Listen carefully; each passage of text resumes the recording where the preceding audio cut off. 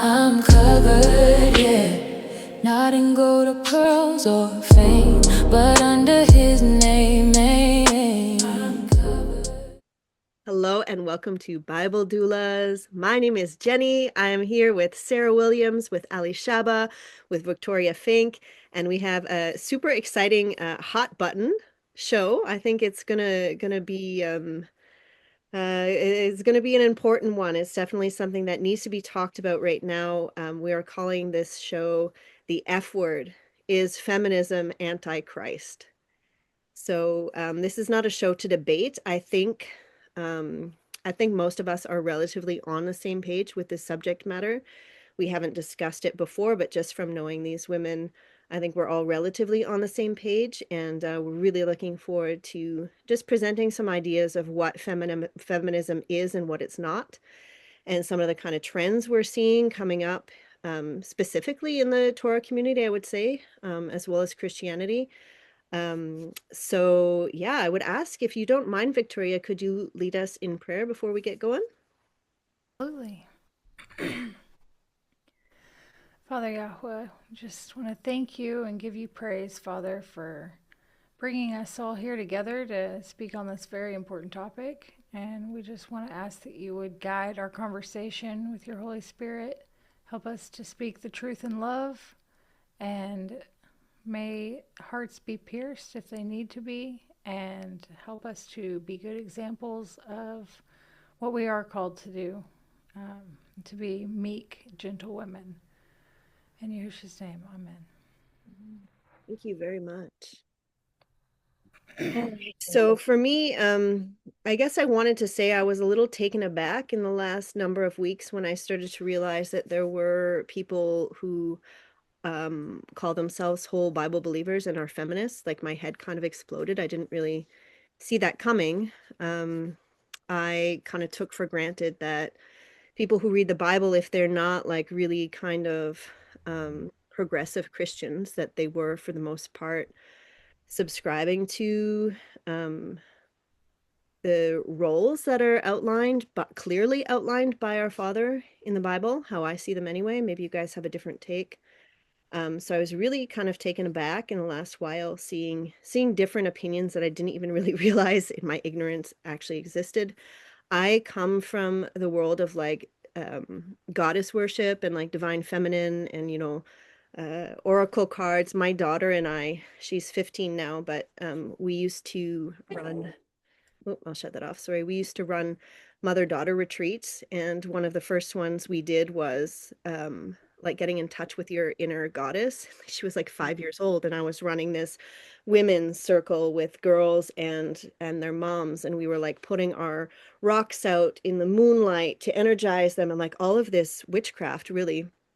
But back then, we made our flower crowns, and we sang in a circle and all kinds of stuff that I look back now and I'm like, it was straight up witchcraft, paganism, Satanism, however we want to call it.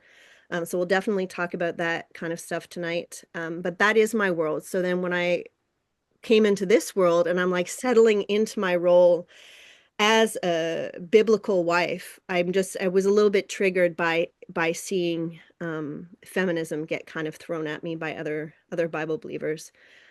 So I'll leave that like that, and just kind of I guess I would ask Sarah if you would bring us back to the garden. That's the question I will ask you, is can we set up this conversation by talking about what happened in the garden?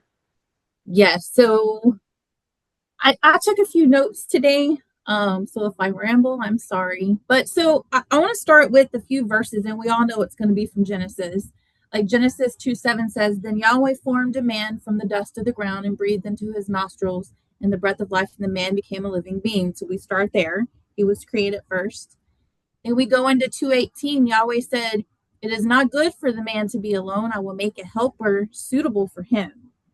Now, I'll go into this next verse and then I'll kind of go into like the helper. But I'm going to, as I go through that, and there was something that I realized today, and I'll get to that in a minute. It really just threw me for a loop. I couldn't wait to do the video. But so Yahweh caused the man to fall asleep into a deep sleep. And while he was sleeping, he took one of the man's ribs and then closed up the place with flesh. Then Yahweh made a woman from the rib.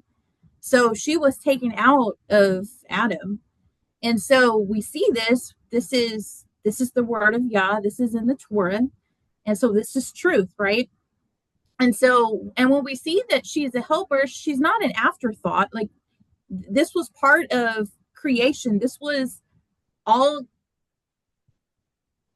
meant to be. I'm trying to find the right word. She was made intentionally. I guess that's really what I should say, as a helper.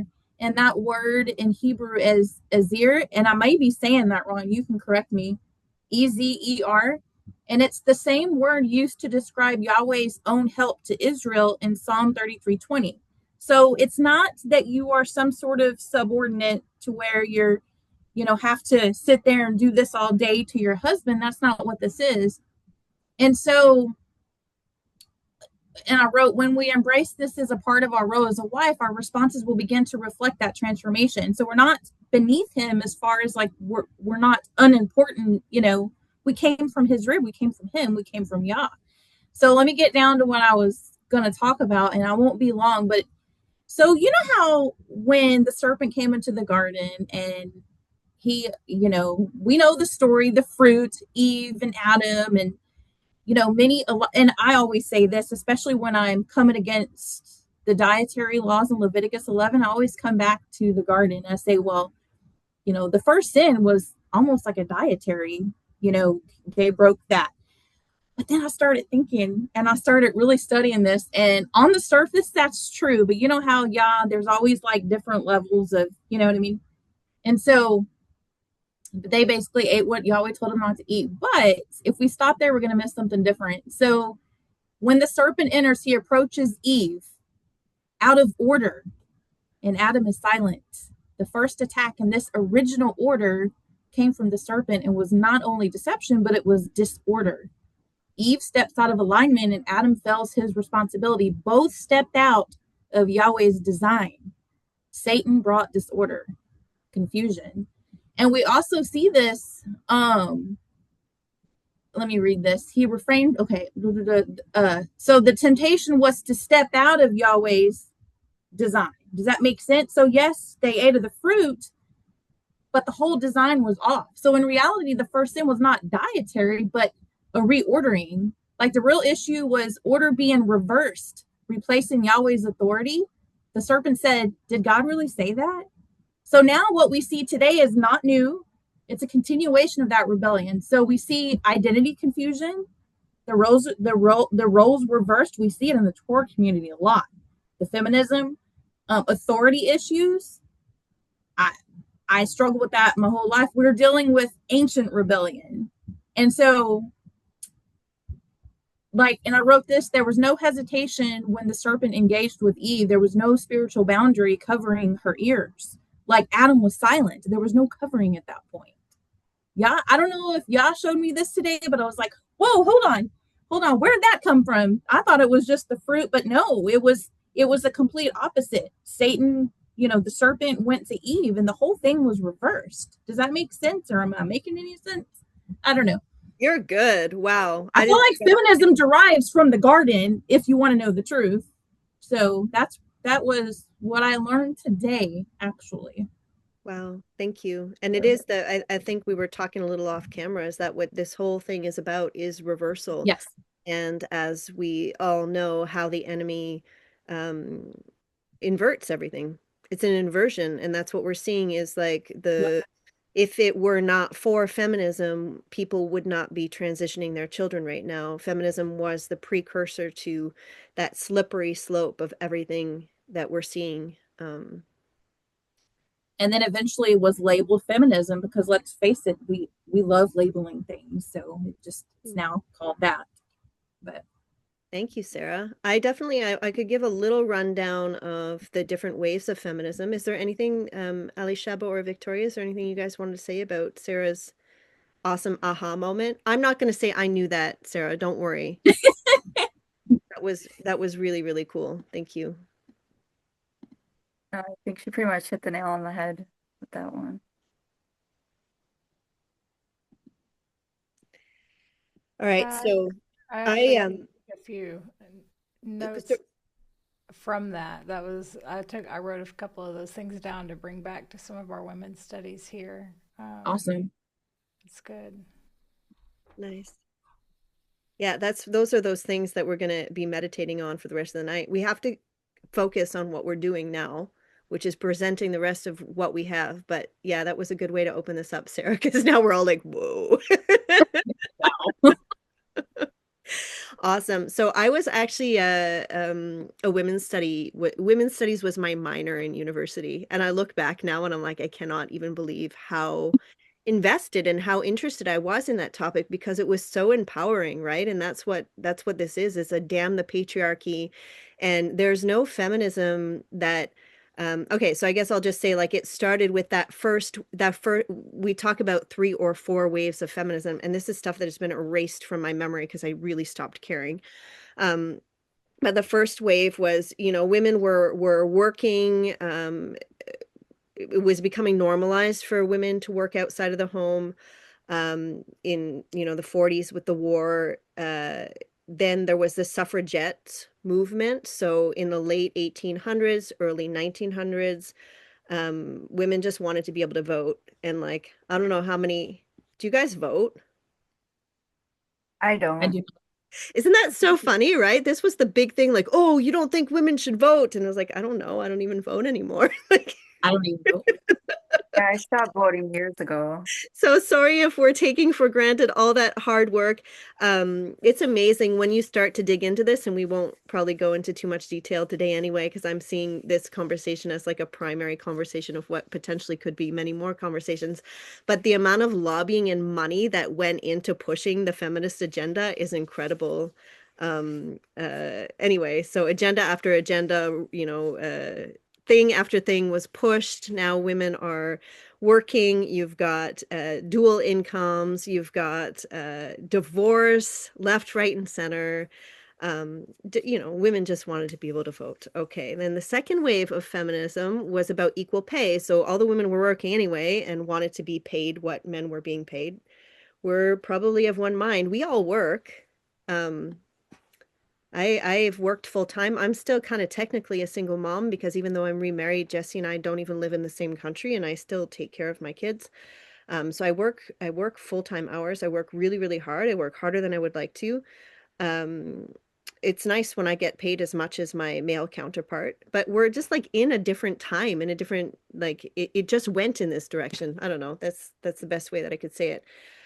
I don't know about third wave and fourth wave and where we are now, but I do, as I said a moment ago, really see that with each radicalization, like it just became more and more intense of what the wishes were and what women wanted to see happening, which was I saw a meme the other day that was something like I wish I marked it down, but it was like it's basically saying it's a picture of a woman that says something like so it's that toxic, the idea of all men are toxic. Like you really do see that when it comes to the pushing of feminism. It's like a um misandry, the opposite of misogyny, where men are lowered instead of becoming equal with, it's now women are more important and better, and that whole slogan of the future is feminine.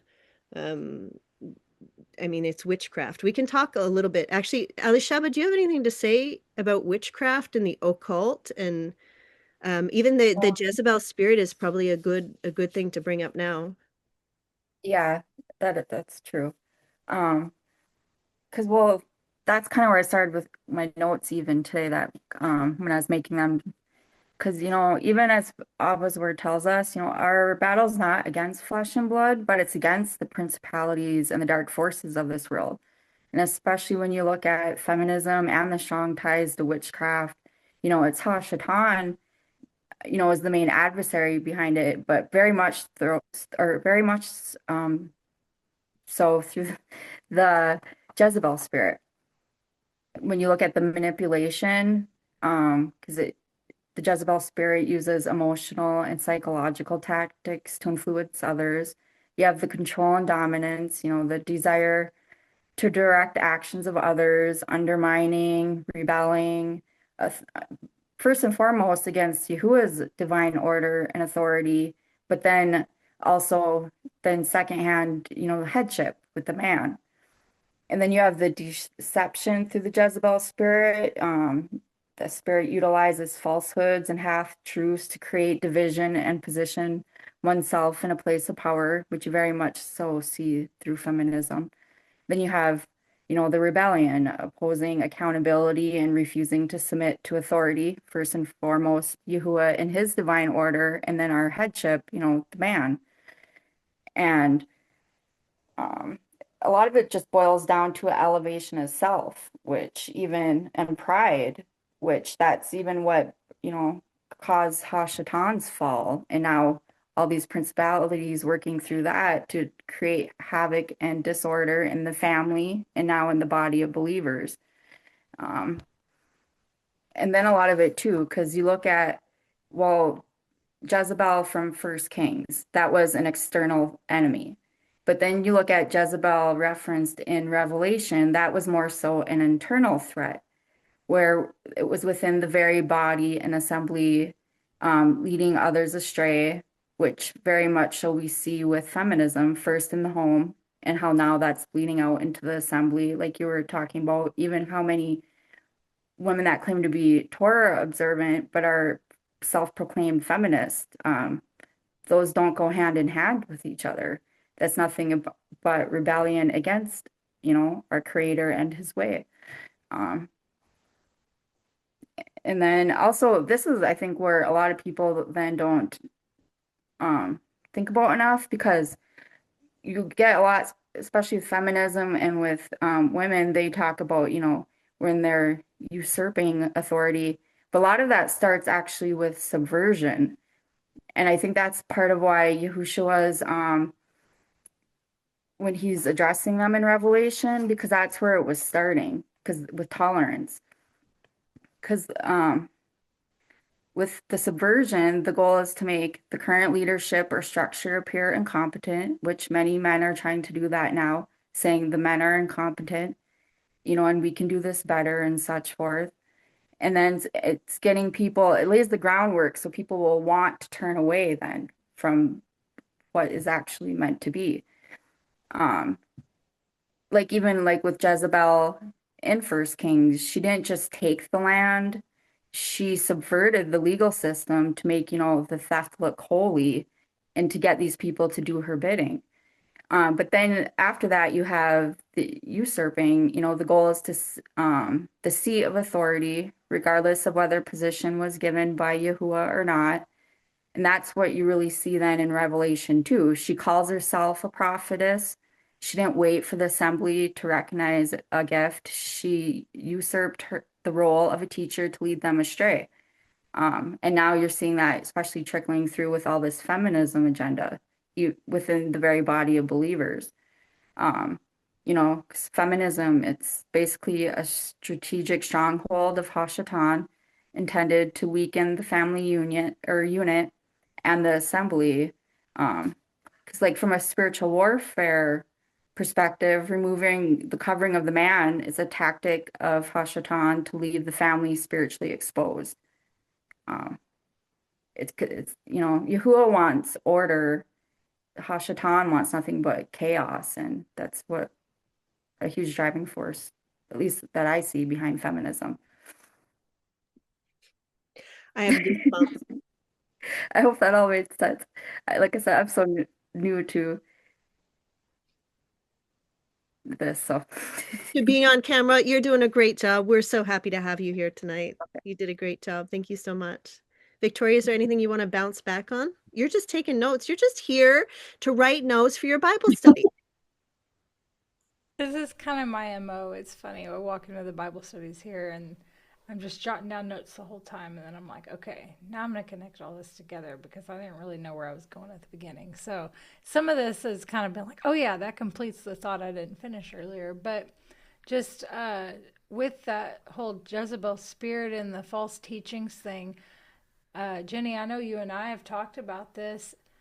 It is uncanny, and this is where I'm not afraid to be a little controversial, but I think that this is what Paul is most likely talking about when he's talking about women being silent in the assembly. I think he's speaking specifically to these what is just straight up false teachers. Most of them that I've seen are women not under covering that have lifted themselves up as a prophet. They have lifted themselves up as a teachers, bringing strange doctrines. They're reeds shaking in the wind, and they research a new topic and then go and shout it with a megaphone all over Facebook like they're an expert, and it's just chaotic. And I think that's where a lot of that stems from. Chaos, yeah, yeah. And you can feel when something is coming from an emotional reaction. And like, Right. I mean, that's something we could definitely talk about is how we are different. Like, it's great. Our souls are equal. That's perfect. But he created us as complementary to our counterparts, right? And men are there in stability and in logic, where women are usually not super logical and often move from a place of emotion. And that's not me being misogynist saying that. Like, I don't know who relates. Like, you know what I mean? I have my husband with me to keep my feet on the ground. So It, I have written down also man and woman need each other for full spiritual development. And the so the scripture you gave me is Proverbs 31, which I'll go over that. But one of my little final thoughts I had written here, I'll just read now. A Proverbs 31, or no, I'm sorry. A rebellious woman says, I'm a strong, independent woman who doesn't need a man. The Proverbs 31 woman says, I'm a strong, capable woman that needs and accepts the support of a strong, godly man in order to reach our fullest potentials together. And that's so beautiful, right? Like, why? I don't know if anybody watching or if all of you necessarily saw the video that Jesse and I did with Matthew Jansen. I know, Sarah, you and your husband watched it. But like, as we were talking, it's just like, for me, it's such a, and again, I think because I had a feminist background and I was all over the place with all this stuff, like for me, it's such comfort to be in a biblical marriage and to be covered by my husband spiritually when like so in that video too, Matthew's referring to it as patriarchy done properly. Like we have the name, the word patriarchy in our minds regardless of how we were raised, just in the culture of it being a necessarily negative thing. When patriarchy is done properly, that is the natural way that our father intended for things to for Right. things to go. And we see, just like you're talking about, Sarah, with things being inverted right from the very, very beginning. That's where we're at right now, where gender roles are. I kept having this. Do you guys ever see that Alex Jones remix of They're Turning the Frogs Gay? Mm-mm. So I can't, you know, so I'll send it to you guys in our chat. But basically, there's a hormone that they were testing on frogs that is turning the frogs gay, and even like you know the estrogen in our water supply, like whatever's going on in the environment, it's also helping to invert the roles where women are becoming more masculine and men are Right. becoming more feminine. And once you destroy, as you were saying, once you destroy the covering that the men have over the women, and I can see like myself of like 5 or even 3 years ago being like appalled by this idea of being covered by a man. Like, how insulting. Right. I don't need a man to cover me. I can cover myself. And say as a single mom for the last, I don't know, 5 6 years, it sucks, man. Like, we got to do everything on our own. Like, I so welcome having somebody to fall back on now. Yeah, I agree. I think that's one area, especially now with me being one here that's not married, being recently divorced now, where like I'm a strong woman and I'm capable of handling everything myself. But that's not to say like we weren't created to be alone, and that's not to say I don't need a man or a covering. You know, I don't want to have to do this all alone. Granted, I will because I have no choice right now, but that's as a woman, especially, that's a really heavy, it's a heavy burden and a weight to have to carry to have to face everything, you know, when it's you know, within your home, but especially the spiritual battles. Um, not having that covering or someone to go to, you know, not having a man, a husband to be able to seek, you know, Father's word Mhm. with or to pray with, and all these, you know, that is difficult. And I think for a true woman of Yahuwah to say she doesn't like need a man per se, I don't understand where that mindset could actually come from, at least speaking from my own experience. And of course, you know, and for those of you that are watching, we are not discrediting trauma response, but at the end of the day, we are all accountable. But we're not, just because you know, I was in an abusive relationship before, and so, you know, some of this stuff could be triggering, but we're not. We're talking about two, you know, godly people, you know, the husband and the wife. And even if, let's say, the woman was Torah and the guy was Christian, and there's some things there, and I do hope that people watch that video with Matthew, because he said it so eloquently. Why can't I say that word? Unlike some people. I can't say that word, but anyway, but he said it so well, like that. That's exactly how it should be explained. But like I said, we're not discrediting. You know, I think some people do get triggered because they were abused, and maybe they're new into this walk and they don't understand headship. Because I was also single and had to take care of a bunch of kids for about 5 or 6 years as well. But interestingly enough, Yah had me praying for my husband. He didn't have me praying to get a husband. It was almost like he was telling me, no, you're going to get a husband. You don't know who he is. I have him picked out, but you need to start praying for him now. So that was that. I never told you that before. That was pretty interesting. But so I just wanted to throw that out there, that we're not discrediting trauma responses, and that's a thing too. So we'll never discredit stuff like that. But we're basically just taking it back to the Bible. That's like I told my son last night, when it all comes down to it, with divorces, with all these different things, at the end of the day, it's repenting, coming back to Yah, and keeping it biblical. And so I just wanted to kind of throw that out there. Fully agree. And then also, just on that note, if there is something that's triggering in that from trauma responses, it's not necessarily a bad thing. Maybe it's Right. something that you need to let Yah help you heal from and move past, because I know many women who've come from just absolutely horrible experiences with every man in their life, and then one day they meet the man that changes their entire perspective and outlook on that, and it's like something you never knew.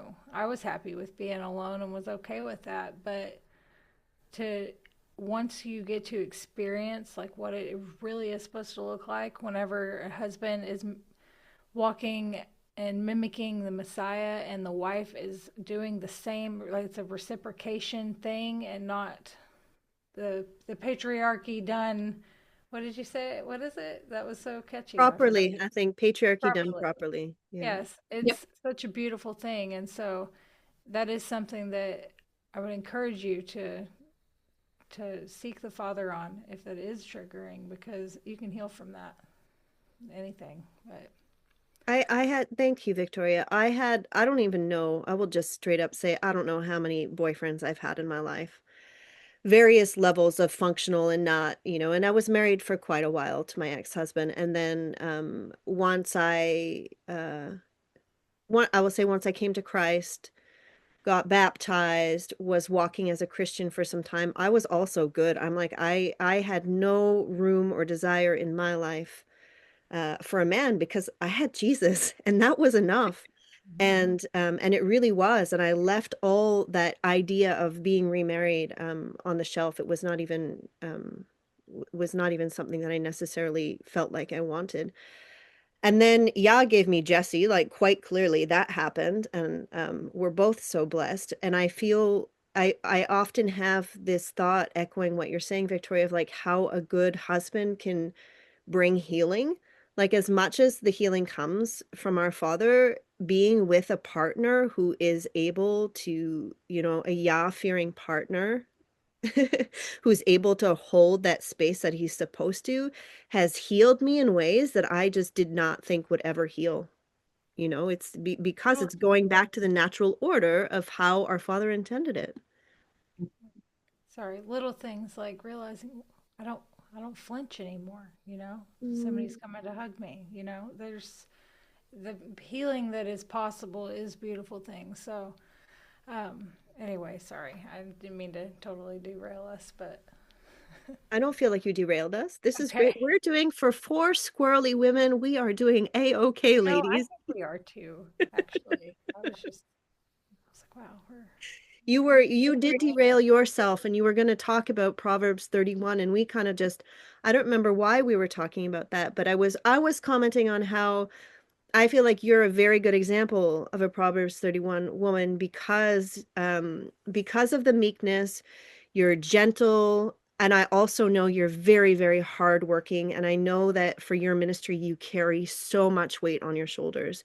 I know that Adam's there to help you carry the weight, but I know that you're doing so, so much work for your assembly and for everything. Like I don't even know how I know it. It's a fact, right? praise Yah. Yeah, so I'm gonna follow you guys' example and just kind of read over my notes and try not to rabbit trail too much. But you gave me a really meaty entire chapter, so you have to bear with me a little bit there because there's a lot of things to segue off of. But I'm gonna keep it as outline and then maybe for future conversations.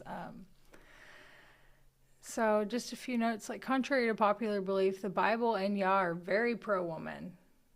Very much so. In order. Just and then let me just scroll down. I'm just going to read Proverbs 31 and I have a few notes taken along the way and then kind of some final thoughts and then some other scripture I was going to read. So Proverbs 31, starting at verse 10, who can find a virtuous woman? For her price is far above rubies. So the word virtuous, this is Strong's H2428, and I'm Chayil. I probably did not say that right, but it means strong and capable. I thought that was very interesting. Like, because I think I've always read that virtuous, like of good values and morally and all that, but it is but spiritually strong, capable, steadfast. And so a good woman is likened to being valuable or priceless. And the feminist movement has encouraged women to cheapen themselves through immodesty, lewd behavior, language. The heart of her husband doth safely trust in her, so that he shall have no need of spoil. She will do him good, not evil, all the days of her life. So I actually read through this with Adam when we were talking about my notes, and he added something here. I kind of kept reading past this from a husband's perspective. He was sharing how much peace it brings him that he can be secure and trust in my faithfulness. That's not something that he ever experienced in the world. And so that's his heart trusts in me. He doesn't even have to, like, we have each other's phone passcodes, all that kind of stuff. It's not even a question. She seeks wool and flax and works willingly with her hands. She is like the merchant's ship. She brings her food from afar. She rises also while it is yet night and gives meat to her household and a portion to her maidens. So rising early is also, I'm working on that one. I'm not so good at that. But honestly, though, this seems like a small thing, but the times that I have woken up like before the baby and things like that and just had that set apart time with Yah, it changes your entire day and shows a level of diligence that I'm working towards. And then I also see the provision here. She's making and creating to provide, but this is in like a supporting way, not in a usurping way. She's supporting the finances. She's making things, but it appears like, still at home and probably training her children to do the same thing. She considers a field and buys it, and with the fruit of her hands she plants a vineyard. Her husband can trust her discernment that much. She considers before buying. She's wise with her finances. She girds her loins with strength and strengthens her arms. So she's physically active. She's not just laying around being slothful. She perceives that her merchandise is good. Her candle goes not out by night. She lays her hands to the spindle, and her hands hold the distaff. She stretches out her hand to the poor. Yea, she reaches forth her hands to the needy. So she's compassionate. She's generous. She's not afraid of the snow for her household, for all of her household are clothed in scarlet. She's prepared. She's thinking ahead. This is an interesting one here. She maketh herself coverings of tapestry. Her clothing is silk and purple. So women were created. This is a topic I want to definitely talk more about. And I have a blog I'm working on with it. Women were created in the image of Yah and created for beauty with temperament. Having dignity and adorning yourself is okay when balanced and not turning into vanity. He covers his bride in jewelry, and I think it's Ezekiel. And then the other thing, she makes herself coverings of tapestry. She's covered. She's not exposed, physically and spiritually. Her husband is known in the gates. When he sits among the elders of the land, she makes fine linen and sells it, and delivers girdles unto the merchant. She's resourceful. She's making her own linen and selling it, and strength and honor are her clothing. She shall rejoice in time to come. She opens her mouth with wisdom, and in her tongue is the law of kindness. She looks well to the ways of her household, and eats not the bread of idleness. Her children arise up and call her blessed, her husband also, and he praises her. So I have that in bold right there, because I think that's the misconception here, is that, like, and it's also not a misconception, let's just be real. There's also an extremely unsettling level of men who are not walking and who are using scripture out of context and using it to mistreat their women. And like, I definitely do not want to discredit that fact, because I see it all the time, and it is heartbreaking and should not be that way. But again, we're talking about the positives here. Where did I go? Okay, so the husband's praising her. He loves her. He trusts her. There's harmony in there and joy. Many daughters have done virtuously, but thou excellest them all. Favor is deceitful, beauty is vain, but a woman that fears YHWH, she shall be praised. Give her of the fruit of her hands, and let her own works praise her in the gates. So I think feminists are missing a lot of, like I said, the things that they say that they want, like a voice and all this list of things, is really not very different from the reality of the dynamic of a truly submissive woman and a Yah-fearing husband who walk in unison. We've talked about in our studies here, it's the free woman. When you are in that, you are free. Like in my home, I know that I'm trusted to decorate how I want, to make purchases, to make rules for the children, to go do things in town. And there's just this harmony there and this trust and support. And I feel like I am independent. And there's not like a whole lot different than, I don't know. I don't really know how to put into words what I'm saying here, but this was one of the last things I was thinking about earlier was, what they say they want is not that far off. It's just out of order and rebellion. I don't know. Anyway, so I'll stop talking for a second in case you guys have anything to say, and then I just had a couple of passages in Sirach to add.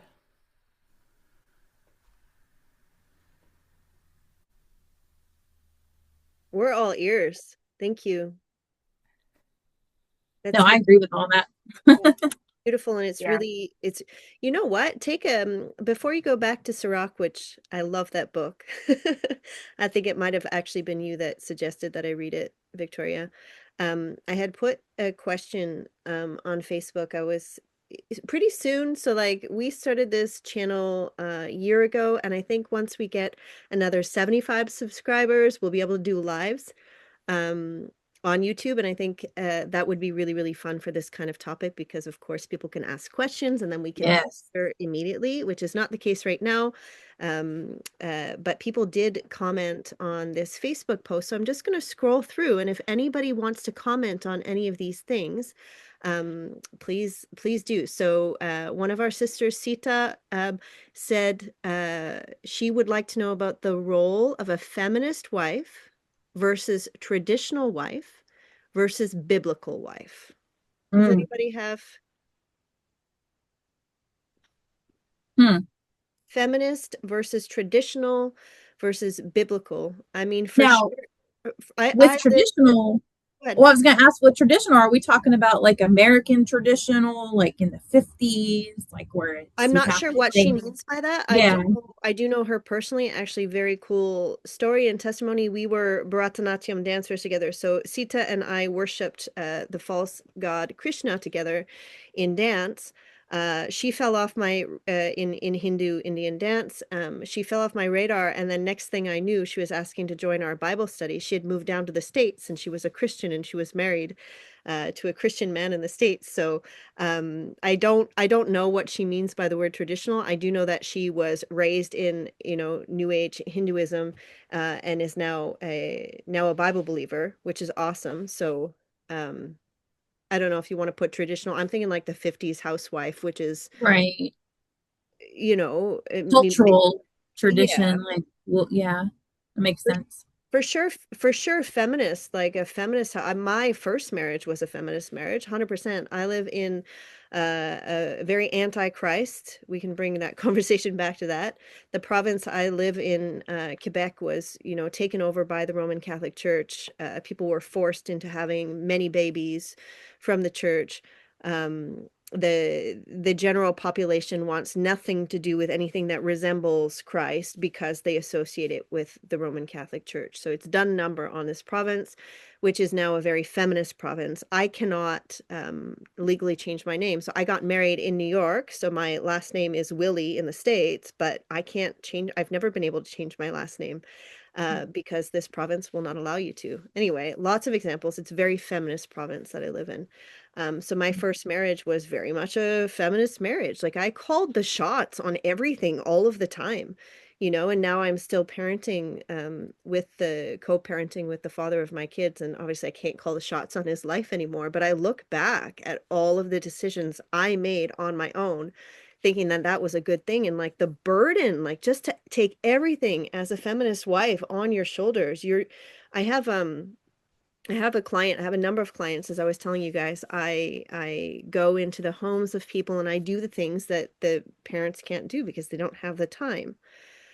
And I have one client I'm thinking of specifically who I cook for her, I clean for her, I do a number of different things, and she loves her job. She went to university and she's a professor and she loves what she does.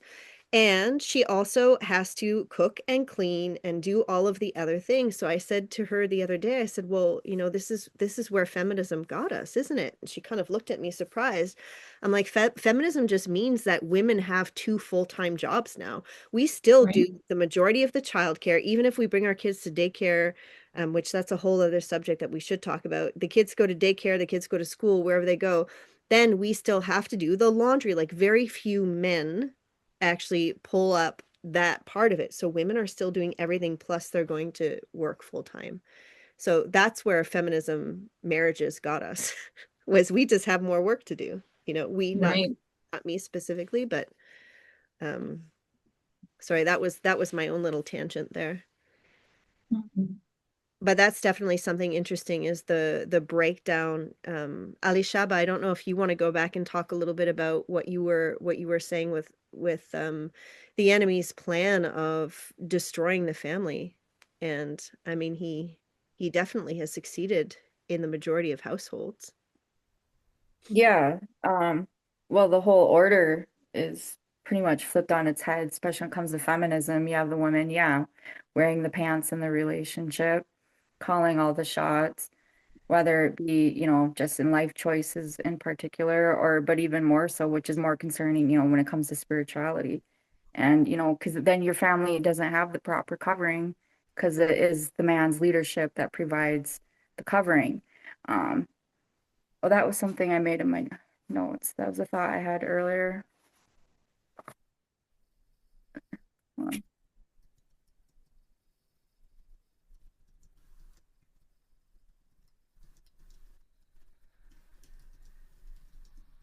I know that really ties into my thought process earlier now, but now I can't totally recall Yeah, that what I was happens. Don't worry. You can hop back on the train whenever it comes to you.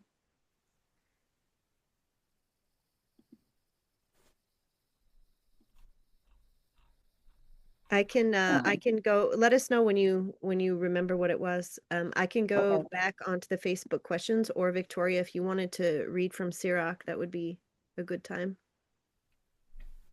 So it's kind of spicy. Spicy Sirach. It's like Siraka. I wanted to read the contrast of biblically and of course these verses are all over Proverbs. I could have pulled up a bunch in there too, but I know these are a little bit less seen, and yeah. So anyway, and I have it cut out to, because this is like two whole chapters, but I have it cut to just the ones that are relevant for time. So if I'm skipping over, it's Sirach 25 and 26 where you can find the meat of this. Okay, so starting in Sirach 25, verse 16. I would rather dwell with a lion and a dragon than dwell with an evil wife. The wickedness of a wife changes her appearance and darkens her face like that of a bear. Her husband takes his meals among the neighbors, and he cannot help sighing bitterly. Any iniquity is insignificant compared to a wife's iniquity. May a sinner's lot befall her. A sandy ascent for the feet of the aged. Such is a garrulous wife for a quiet husband.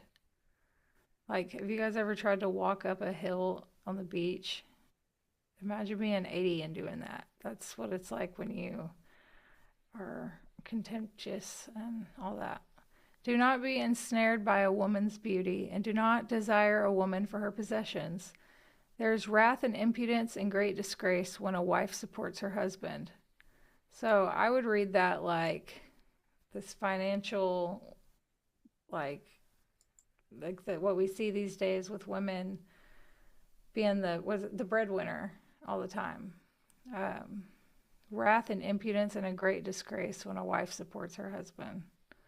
A dejected mind, a gloomy face, and a wounded heart are caused by an evil wife. Drooping hands and weak knees are caused by the wife who does not make her husband happy. From a woman, sin had its beginning, and because of her, we all die. So back to the garden thing. Like, that sounds super harsh, but it's true. Allow no outlet to water and no boldness of speech in an evil wife. If she does not go as you direct, separate her from yourself.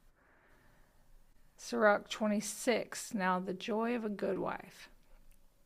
Happy is the husband of a good wife. The number of his days will be doubled. A loyal wife rejoices her husband, and he will complete his years in peace. A good wife is a great blessing. She will be granted among the blessings of the man who fears Yahweh. Whether rich or poor, his heart is glad, and at all times his face is cheerful. Then, skipping down, an evil wife is an ox yoke which chafes. Taking hold of her is like grasping a scorpion. A wife's charm delights her husband, and her skill puts fat on his bones. A silent wife is a gift of Yahweh, and there is nothing so precious as a disciplined soul. A modest wife adds charm to charm, and no balance can weigh the value of a chaste soul. Like the sun rising in the heights of Yahweh, so is the beauty of a good wife in her well-ordered home. Like the shining lamp on the holy lampstand, so is a beautiful face on a stately figure. Like pillars of gold on a base of silver, so are beautiful feet with a steadfast heart. There's another verse somewhere in Sirach that says that a wife is a strong tower of defense to her husband. And so for me, I read these verses whenever I was unmarried. And when I read that, it just was like, okay, this is everything I do not ever want to do, because I've been there. I've been that wife. In a previous relationship, I guess it was an inadvertent feminist relationship. And it wasn't because I wanted it to be that way, but it was like, it kind of reminds me of like when Deborah was taking over. It's like, okay, well, he's not going to do it. I've got to do it. Yeah. Somebody's got to do it, you know?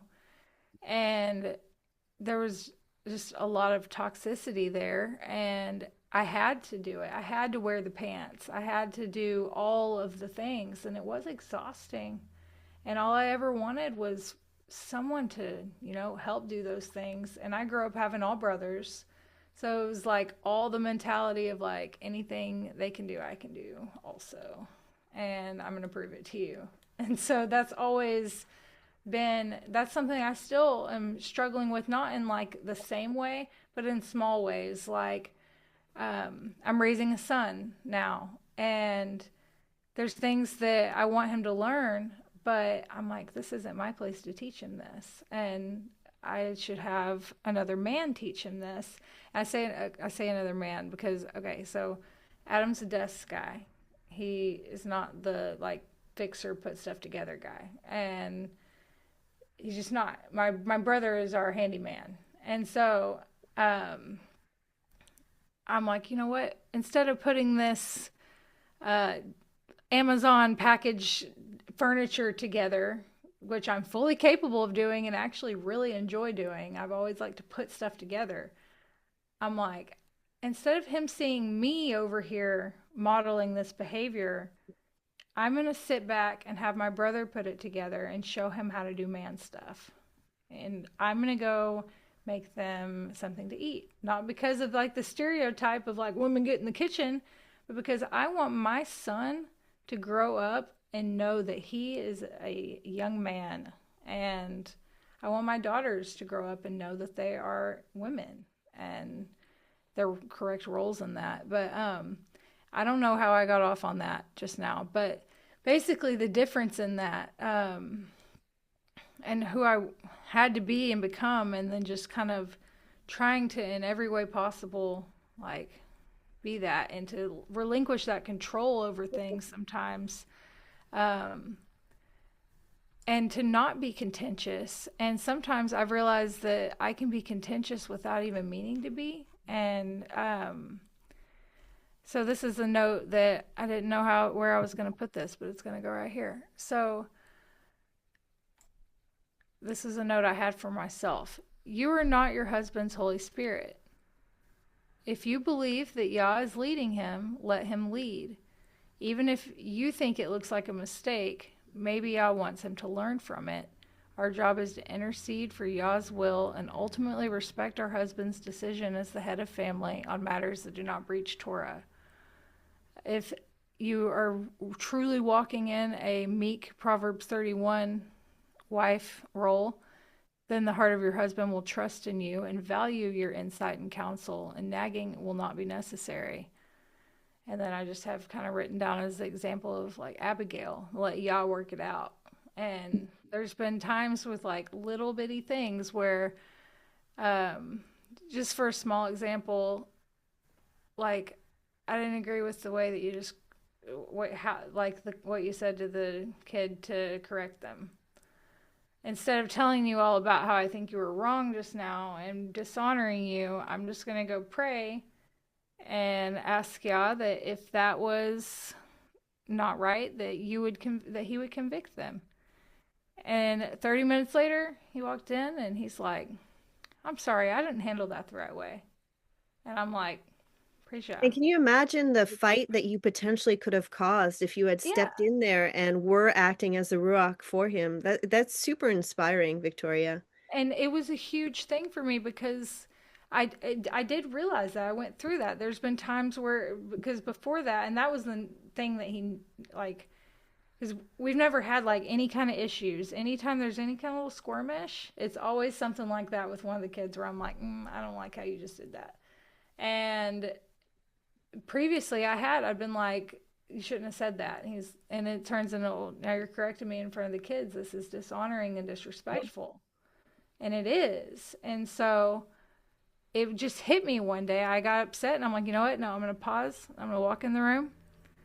And it was just like, pray. And I prayed about it. And then that happened. And he just showed up in that and showed me that it is not my job. He's got it. If I trust Yah, who gave me this covering, if I really trust him, then I will trust my husband. And again, this is harmonious relationships. This is not like an abusive situation. Right. Yeah. So, but even in those situations, like I have Abigail here, like the prayer and the intercession, the power of especially women's prayers, I really feel like there is more of that emotional, spiritual connection, and that's why part of our role is to cover our family in prayer. Yeah. Anyway. Amen. That's so beautiful. That's precious, precious advice. I was just looking back at the Facebook questions, and I think you answered our sister Josiane's question. She said, how to stay feminine, how to stop going into man mode and do the leading, saving, fixing, figuring out, providing, etc. All the stuff that the world taught us to do. So I don't know if anybody has other advice, but I think Victoria's prayer example is, I mean, sometimes prayer is literally the only thing we can do. Because how else Mm-hmm. do you get out of that? You know, I know for a fact too, Josiane spent years as a single mom and is now married to somebody who's on this path. And I mean, it's such an adjustment when you're conditioned for years to be the one doing all the things. Right. Right. And I think all of us have a little of that in us, of what you were talking about, Victoria, of wanting to, it's like, I know the answer. You have to know the answer too. Do that, you know, because I struggle with that too. I'm not even going to sit here and pretend like I'm a saint. I struggle with that a lot. And so I appreciate you talking about that, because there have been times where I would say something and then it didn't go well. But then there's times where I'd pray and then just like you, it would, I mean, it's like, you know, why did I even argue in the first place? So it's, I'm learning a lot in this walk. I'm learning how to be married, even though I'm married. But I appreciate that, Victoria. That was good. Yeah. I think that word gets such a negative connotation of quiet and silent and Mm-hmm. all those things, but it's not like quiet woman. It's like be still and know, Right. you It's know? wisdom, right? Like I keep having it come to me that it's holding your tongue is wisdom. Yeah. Like Right. it's so easy to just natter and just let your mouth go. In that video with Matthew too. I don't know why he said, Jenny, sometimes no, I don't want to try to do Matthew. Although Susie May's accent is directly based off Matthew Jansen. I will just put that out there. That's where I model my and a little bit of Sarah Williams as well. But he said, Speaking of, I got sometimes women just get too talkative. I Too was like, yes, chatty. Matthew, sometimes women get too talkative. And that's the contentious woman. And like the Sirach passages that you were just reading was it's wisdom in holding your tongue. Don't talk sometimes, not because you don't know the answer, just because you're gonna, and in that video too, he's talking about the hardening of the husband's heart. The more that you nag, the harder his heart gets. And, whether it's a husband or our children, we all have, Alyshaba, you have older boys. Victoria, you've got some kids who are getting older too. Sarah, your kids are very old. Mine are teenagers. Not very old, but you know what I mean? Like Right. the more we push and nag at people when it comes to all matters, especially spiritual matters, the harder the heart gets. And we're just essentially doing the opposite of what My we could son told be me doing. that. My 15-year-old son is very, I've been in this for a few years and he's 15. So I've been in it for about 9 years and he's 15. So subtract that from 15, whatever that number is. That's how long he's been kind of under this. But he goes to public school. Um, do not at me in the comments. No, I'm kidding. Um, but so there's a lot of things that he learns at school that's against what we do. So there's a lot there, but he has a lot of wisdom from the things that I teach him. And for a while there, I was getting too hard on them, like what you just said. And I noticed that it was kind of hardening the heart some. Now I won't say that I'm letting them sin all over the place, but there's a healthy balance, right? And so he was telling me exactly that one day. He goes, since you kind of been this way, he's starting to understand more of what I've been trying to tell him, if that Yeah. makes sense. Yeah. It's just a healthy balance there. You don't want to beat somebody over the head. Now are accountable for our kids, yes, but I just think there's a healthy balance too. I think too, though, like, Victoria's littlest boy is being raised up from day one, Right, which is not the case for the rest of the kids, and right. they have to walk this stuff out on their own. So I think I'm really thinking now that you're talking about those examples, the prayer is really we've been talking about this loads with women who are coming to the Torah path and their husbands are not there yet, and the marriages that are being destroyed because the women are hitting their husbands over the head with Torah stuff, and freaking out about this, that, the other thing, and removing this tradition that the husbands have no idea what's going on. Right. um and it works much better when you're just a little bit more quiet and you spend time with your husband and your kids and you pray for them. Yes, And I that ma'am. think, meekness, meek is not a word I ever would have wanted until I realized that the meek shall inherit the earth. Right. His word is so simple. I think a lot of it too, it really boils down to trust and surrender, Mm, where I think we all have that varying level within us where we want to think we're fully surrendering, mm. but there's unfortunately we do have, that fleshy aspect where we have that little bit of battle within of fully surrendering, fully trusting, and just fully laying it at his feet and trusting and fully trusting in that covering. Amen.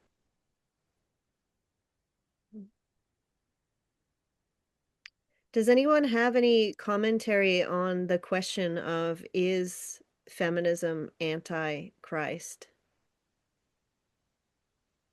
I think when we take it back to Genesis and we see where it derives, even though we've labeled it something different, I do think it is antichrist.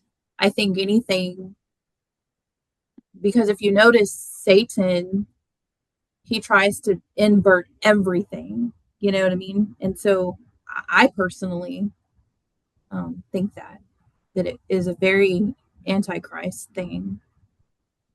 And Alyshaba, I, you were saying earlier, you said something like, sorry, I won't quote you exactly, but like, it just doesn't go together. To follow Torah and be feminist is just kind of a contradiction. Can you elaborate on that?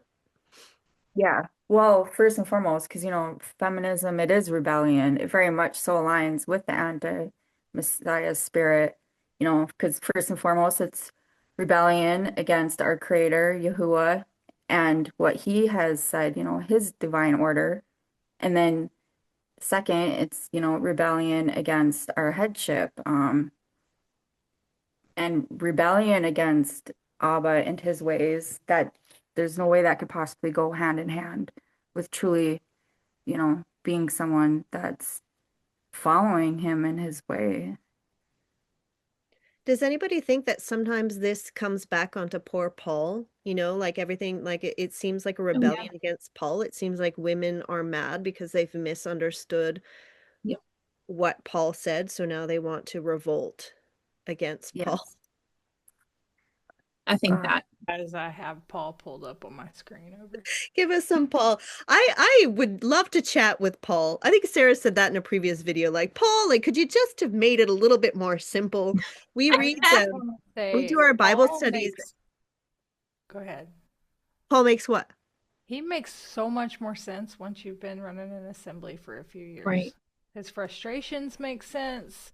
His what seems like random commentary. Paul saw some stuff, and that's why his letters are specific letters, just specific assemblies about specific things happening most of the Right. time. It is strange. It is strange how it ended up that those, I mean, I will not deny Paul. You will never hear me deny Paul. We all know where that trail goes, right? But I do often wonder how his letters to congregations became so important to a religion which rejects the first two-thirds of the rest of the Bible. You know, it's like It's interesting. That could be a whole nother video. it could be a whole nother video. Yeah, I was Whole nother laughing because video. we do Bible studies often with the kids, and you know we have various translations around, and I just love my Sefer. I will say that out loud with no shame. I think you guys probably are down with that book sometimes too. Anyway, and some of the, you know, with all the Hebrew names in there, even in the New Testament, and my son was reading, he read one sentence, I think it was in Galatians or maybe I can't remember which book. He just read it like 6 times and he just could not make sense of what Paul was Right. saying. And we're like, it's okay, buddy. Like, you know, he's 13. I'm like, it's not just you. Like, it's a really tough A sentence lot to of people. understand, especially in the Hebrew. It can be confusing. For sure. Well, Well, I ladies, was, well, I was, well, I was going to say one thing for whoever's watching this video, and we touched on it earlier. We don't have to go too far into it, but, and I think Victoria said it, that in the Bible, I mean, in the Bible, Yah protects women. yeah. Like, it's not that he's trying to oppress us. It's not oppression. That's what Satan does, oppresses. But yeah, there's a lot of, if you read the Torah, there's a lot of laws protecting women. So I just want to throw that out there too, because, But I mean, it's again, it is rebellion, even for those who believe that we are back under the law and the law is a bad thing and all of that stuff. It's sort of the same, it really is the same spirit as right, rebellion of one, whether it's because you're feminist or because you're rejecting Torah. It's that idea of still not understanding how good his instructions are for us. So whether you're a woman who's a feminist or whether you're a Christian who just doesn't want anything to do with the first two-thirds of the Bible, it really is all rebellion, because once you fall in love with the Torah, there's, you know what I mean? There's no, once you understand why he did the things he did and said the things he said, they're all out of love. And I do think a lot of the resistance with even, you know, whether it's Christianity or Torah observance or whatever, it often comes from, you guys were talking a little bit before about like the hurt, like daddy issues is something that often right, comes to me. Like it's very hard for those of us who have different experiences with men, whether it's partners or fathers or, you know, abusive, any kind of abusive relationships. The goddess worship is very tempting because we can just remove the whole male aspect from it and we can revere the feminine. And I have seen in places these cults who are looking for a female messiah to come back. You know right. what I mean? Oh, They've just wow. wiped out the male entirely, and Mm. you know, the future is feminist, which is a curse. It's a curse. What did Matthew say? It's a cancer. Matthew said in the first 3 minutes of that video that we did that feminism was a cancer, and I didn't expect him to say it, and I didn't laugh, but I was just so. But then I wrote him back. I'm like, it's not even a cancer; it's like a virus, because cancer Virus. is not contagious, and we're Right, seeing it spreads. this these ideas spread. And then I was starting to read some of this, like these really attacks from feminist women, thinking like, Mhm. I was almost feeling like gaslit. I was like, oh my gosh, like, do I have it wrong? Have I gone backwards? Am I misogynist now? Like, it was getting in my head of like, Mhm. I really thought I understood the Bible, and I thought I understood the proper creation, the proper order. Like, what do I have wrong here? And I don't think I did have anything wrong. I think Mhm. I think it was a trick of the enemy, slowly possibly pulling somebody like myself who is relatively new to this faith back into a place where I used to be. Alyshaba and I have been reading this book. I think you have the audio version. So Yep. occult feminism. The Secret History of Women's Liberation. It is super good. I haven't been able to make it through the entire thing. I also watched an interview with the with Rachel Wilson, who wrote this. And like she's saying, the title Occult Feminism, even just that is interesting, because she's saying because the history of feminism is hidden. It's a hidden understanding of where it actually came from. And I mean, we didn't talk about this at the beginning, but theosophy, like for anybody who know, it really all comes from the New Age goddess worship, any of those religions which revere the false goddesses, um, and True. witchcraft and feminism are essentially, I mean, they go hand in hand. Feminism is the political branch of witchcraft, which is again like Satanism and do as thou wilt, right? Like take Right. all the power into your hands. You don't need this patriarchal system. You don't need God the Father. Take it all into your hands, cast some spells, draw some circles on the floor, and you're good to go. So, Yep. They will too. A lot of that makes sense, especially when it comes to witchcraft. That within itself is such a woman-dominated mhm. Mhm. I have aspect of this world. So, a scripture I already had pulled up before you guys just said that, so I'm a little bit excited. I was like, wow, that was set up perfect. 1 Samuel 15:23. For rebellion is as the sin of witchcraft, and stubbornness is as iniquity and idolatry. Because you have rejected the word of Yahweh, he has also rejected you from being king. So, um, rebellion is as witchcraft. It's and then honestly, like, yes, like the feminism, all this is history. I feel like it's all pushing to the satanic, completely satanic agenda of like the is androgyny, is that the word? Like the Baphomet himself itself thing is trans. Right. Like it keeps going. There is no, once you start removing these boundaries, it just keeps going and going and going, and it just doesn't stop. And then it's just complete, like that is Satan's goal. He's like, let me just completely annihilate the way everything is supposed to go and make it the way I want it. And And something as simple as how babies are intended to be created, if you remove the genders, if you know, when I made that comment about turning the frogs gay, it was sterilizing people. Like there's stuff in our Right. environment that's making it impossible. The jab, like whatever, that's making it impossible for people to actually procreate. They're literally it's depopulation and eugenics are completely tied to feminism. It's all like, you know, this has been the slippery slope. Again, no, coming back to like, we couldn't be where we are right now if the women didn't want to vote. And it happens so Right. fast. What else has ever transformed society quicker than feminism? Right. It's true. It's uh, true. and then going along, it's kind of an interesting, another buzzword. Going along with the gay frogs, the soy industry and the high levels of estrogen in that, and most plant-based meat alternatives and things are all this GMO soy full of estrogen. Yeah.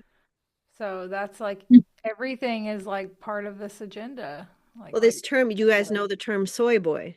yeah, yeah, I wasn't gonna say it, but you said it, I so said soy boy. It's all right. Yeah, and it is. I mean, it's making women masculine and making men feminine Yep. because Satan turns everything completely upside down. It's very clear, isn't it? But you know, then you're a bigot and you're hard-hearted and you're lacking compassion because love is love, and you know, You can make this into a series, seriously. yeah, it was a pleasure. I think it's probably a natural place to cut that. If you guys want to chat again soon, I think like my intention was to have a overall view of what it was that there was out there to talk about. This topic is not going away. Other friends are planning shows about feminism tonight as well. Right. This is like this is going to be an ongoing thing, and I think it's super duper important because it is a virus that's spreading, you know, spreading quickly if you believe in viruses, but that's maybe another topic for another day. Thank you, ladies. I I appreciate love it. you guys. What a great, great group of women. Alyshaba, it was really a pleasure to meet you. It was really nice to have you on camera with us. Thank you so much for joining us. Thank you very, very much. And Sorry for all my technical difficulties. hey, we didn't, the audience didn't know about it. That was really fun. I'm glad we were saying you can tell Victoria's not a feminist because she had to phone her husband for help for the test. And another man. And another man. There's really no feminism here. That's great. Oh, you guys are great. Thank you so much. Have a great rest of your night, and we'll talk to you super soon. All right. Thank you. Shalom. Right, shalom. It's about the soul. I'm covered, yeah. Not in gold or pearls or